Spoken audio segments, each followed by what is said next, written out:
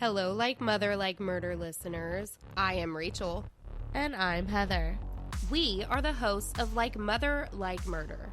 We bring you the good, the badass, and the crime. Each week, we bring you stories from missing and murdered to survivors and women who empower you. And of course, some mom talk sprinkled in. Check us out wherever you get your podcasts at Like Mother, Like Murder. And give us a follow on social media so that we can say hi. Okay, love you, bye. Okay, love you, bye. This podcast is hosted by RPP. If you are easily spooked, creeped, or offended, this might not be the podcast for you.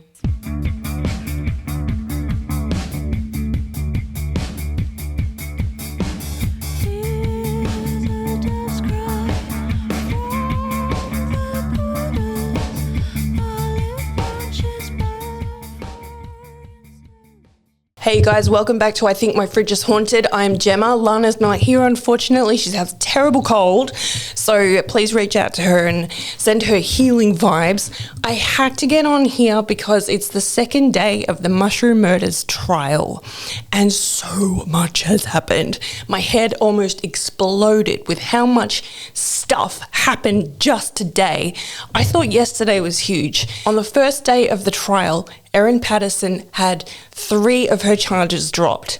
Now, if you haven't seen our first 2 episodes on this case, the Erin Patterson mushroom death case, I will link the 2 episodes in the description box below so that you can see them. But most people have heard of this case at this point. So in July of 2023, a lady named Erin Patterson invited her family over for lunch. At that lunch was her ex-partner's parents, as well as his auntie and uncle as well.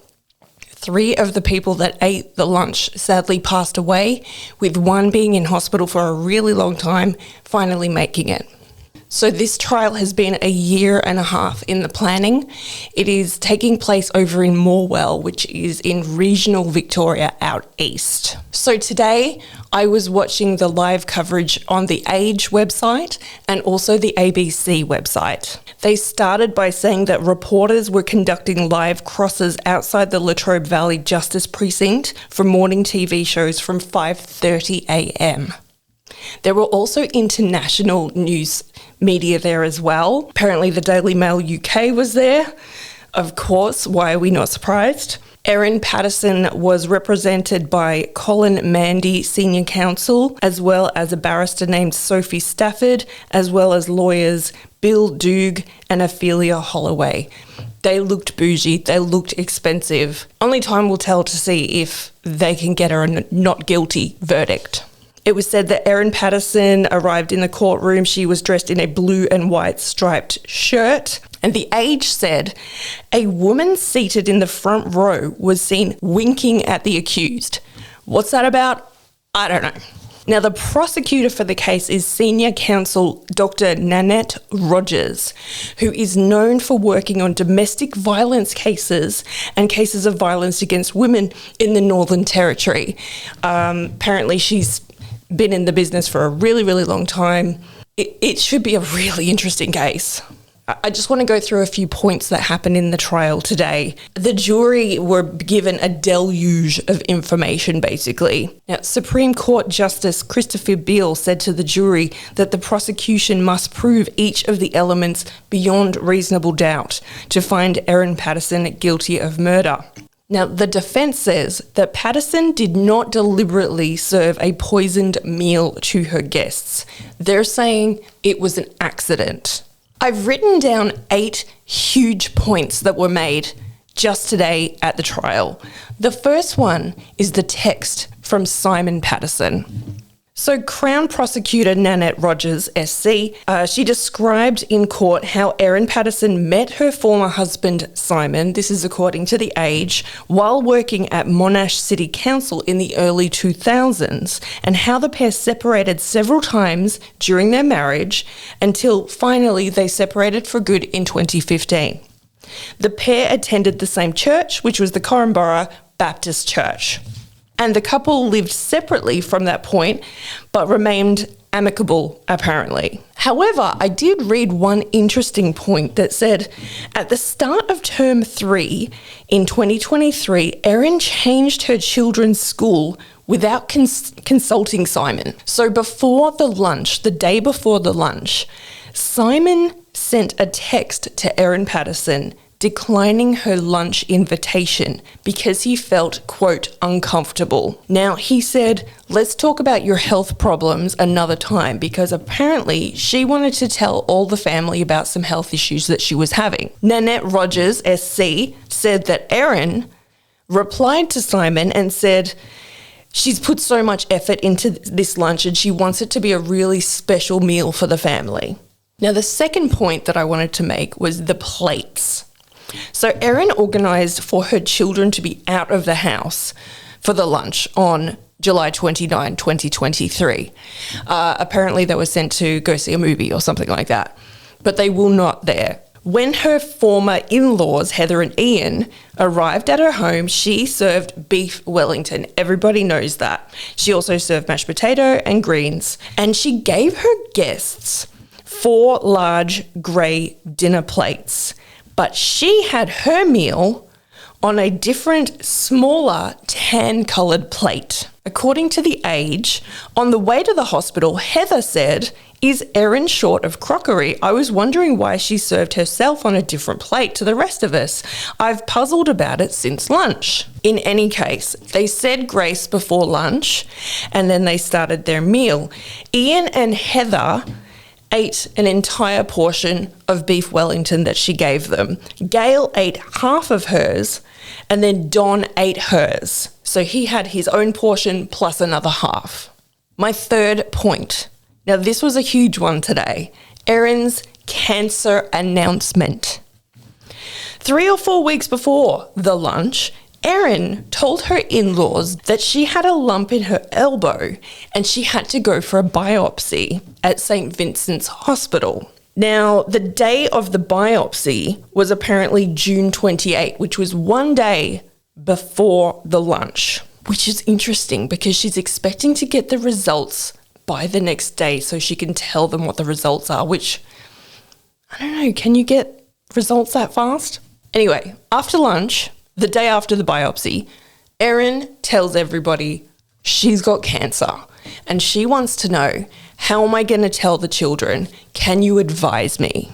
And the family, they prayed together and they said it's best to be honest with the children. Now, The Age then reported that the following information was presented in court relating to this so-called cancer diagnosis that came very, very quickly. The intensive care specialist found there was no sufficient evidence in the files provided to support the assertion that Erin Patterson was diagnosed with cancer mid-2023, said prosecutor Nanette Rogers SC. In addition to that, a self-administered screening test for cervical cancer, which was completed on March 2nd, 2023, was negative. It was also said that she was clearly told that there was a negative result from this test. Now, Nanette Rogers said, Victorian Cancer Registry maintains a record of people with cancer in Victoria and has no record of the accused having received a cancer diagnosis. So she's lied. This is what? The 3rd, 4th, 5th pretty big lie she's told during this case. Now, my fourth point that I want to make is with regards to Erin's first visit to hospital after the lunch. It was reported that at the hospital, when Erin was told by a nurse staff that she needed to go through a full body examination, Erin repeatedly declined and she said she had to leave and that she'd be back in 20 minutes. So that's interesting. The fifth point I want to make, the doctor's voicemail. Now, the doctor that spoke to Erin and was caring for everybody that was at the lunch that was now sick, after Erin left the hospital, he rang her 3 times to ask her to come back. And every time it went to voicemail. Now, on the 3rd voicemail, he said he would have to call the police to ask for their assistance in getting her to return to the hospital as he was concerned about her health. And she later went back to the hospital. Now, she told a nurse that she had diarrhea and nausea, but she was not vomiting. She also told staff at the hospital that her 2 children had eaten leftovers of the beef Wellington. But she told them that she had scraped off the pastry and the mushroom part of the beef. Now, the doctor, Dr. Webster, was quite concerned at this and said the children need to come to the hospital to be tested because they already suspected that there was poisoning from some sort of mushroom that had been made within the recipe. Now, apparently, Erin asked if that was necessary. She didn't want to upset the children. But the children came to the hospital anyway, and she and the children both stayed overnight for observation. Now, Nanette Rogers told the jury that during this time at the hospital, Simon Patterson, Erin's ex-husband, never saw her rushing off to the toilet or vomiting. Furthermore, Erin's medical files were examined by an intensive care specialist, according to The Age, who found, quote, no evidence that the accused suffered an acute illness on 30th of July 2023, and no evidence that she developed a liver injury or suffered significant liver damage. Her vital signs and other test results were not suggestive of any other acute illness or injury. Now, the 6th point that I want to make is about her phone. The Age said today, on the day after she was discharged from hospital, Erin conducted a factory reset on her phone.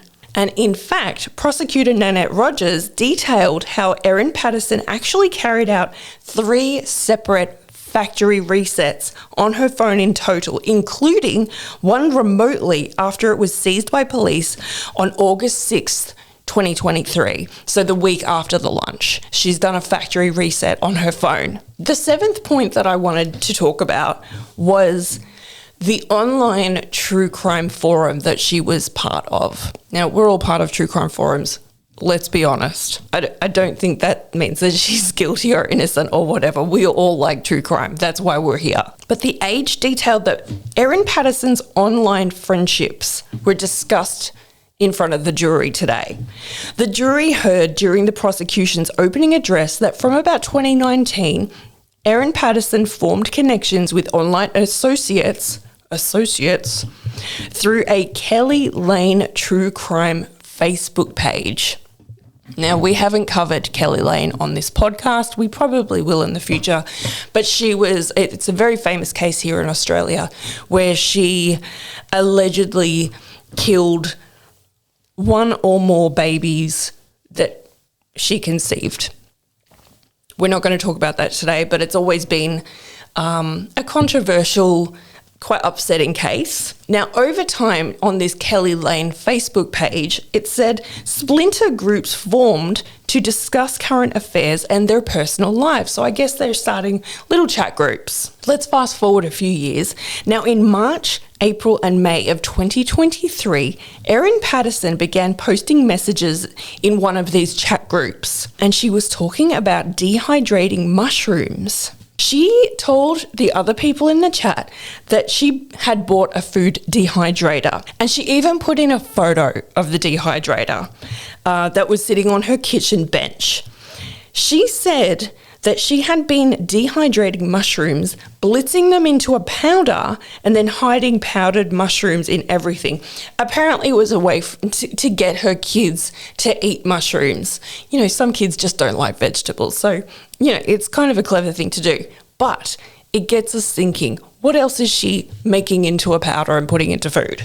The jury was told that she even put powdered mushrooms in chocolate brownies without her children knowing. Apparently, it's been proven that Erin bought a dehydrator in Leongatha on April 28, 2023. However, Nanette Rogers reminded the jury that during a police interview, Erin told officers she had never dehydrated food, she did not own a dehydrator, and she didn't know anything about a dehydrator being in her house. But then she said maybe she had one years ago. According to the ABC, her defense barrister, Colin Mandy SC, said that his client, quote, panicked.